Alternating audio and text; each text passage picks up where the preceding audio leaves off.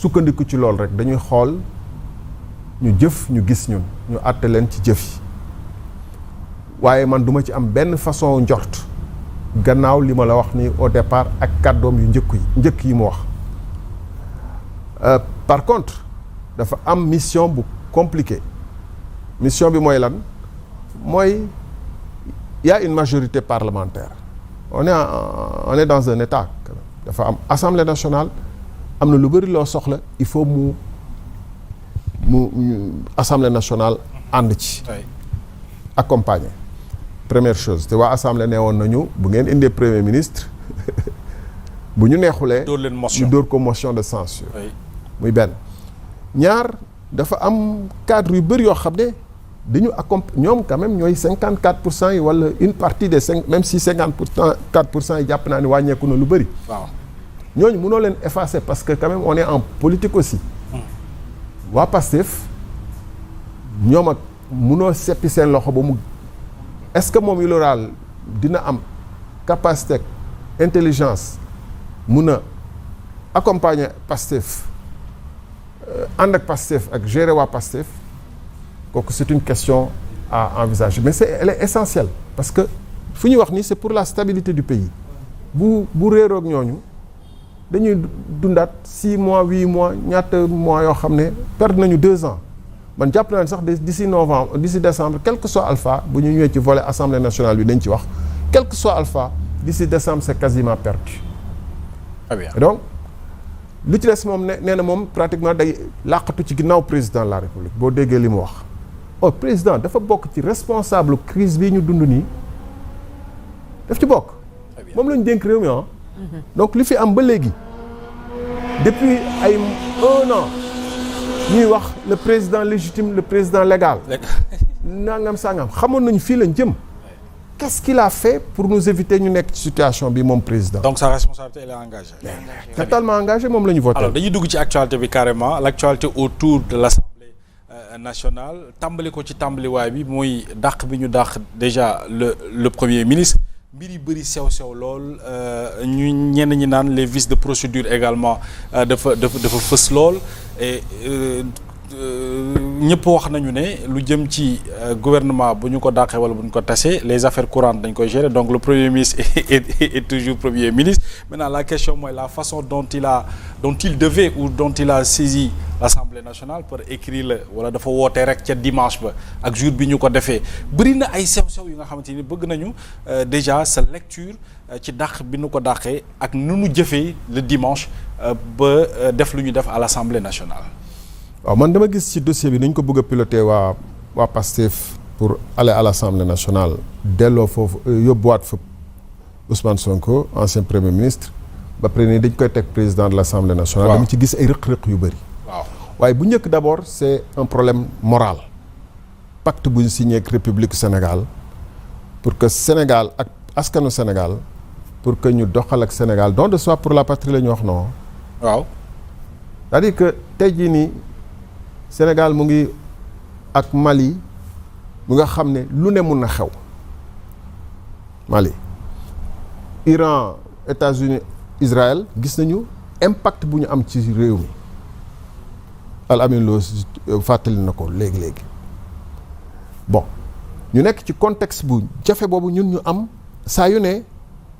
bis bu ne bu ñu ne woon am nañu défaut de paiement du ñu bett donc ñoom ñu dénk leen réew mi ci conditions yooyu ñu waroon seen kéem kattan don de soi pour la patrie bu ñu wax bi ñu fàtte seen bopp fàtte seen i ambition 2029 jéem a jublu ci liggéeyal askanu Sénégal ñu ne ñoo lànk duñ ko def seen bopp la ñu tal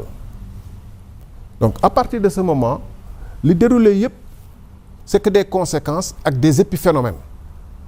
deuxièmement bala may ñëw directement ci kii bi deuxièmement dañuy fàttali ko Pastef ñoom seen yoon ci loi ak république seen yoon dañuy théoriser concept révolution ak concept bu leen neexee xam nga ba ñu ñëwee di def loi d'amnistie bi bëgg génne ay seen relecture loi d'amnistie bi bëgg ci génne ay nit dañu ne il est légal de s'opposer donc ñoom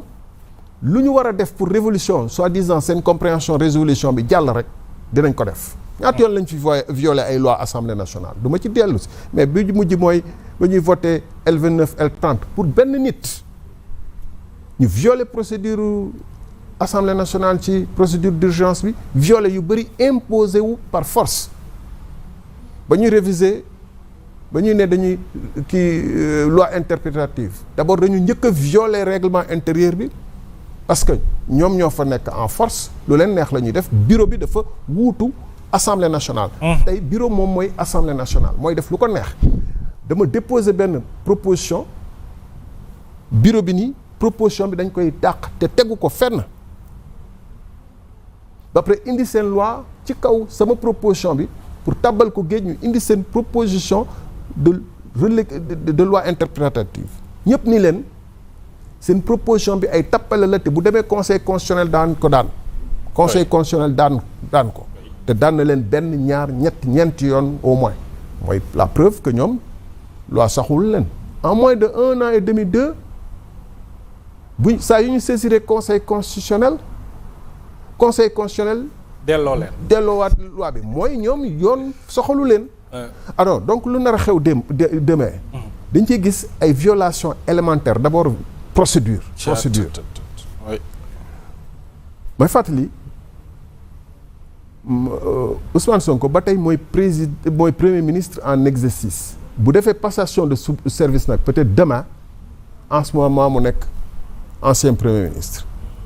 mais c'est un premier ministre sortant qui n'est pas encore sorti il est sortant maanaam mu ngi génn bunt bi mais génnagul ci mbedd mi de wàccugul escalier yi sax bay génn buntu kër gi. defagul passation benn donc incompatible bu ñuy wax. ba tey ça s'applique benn donc ça cesse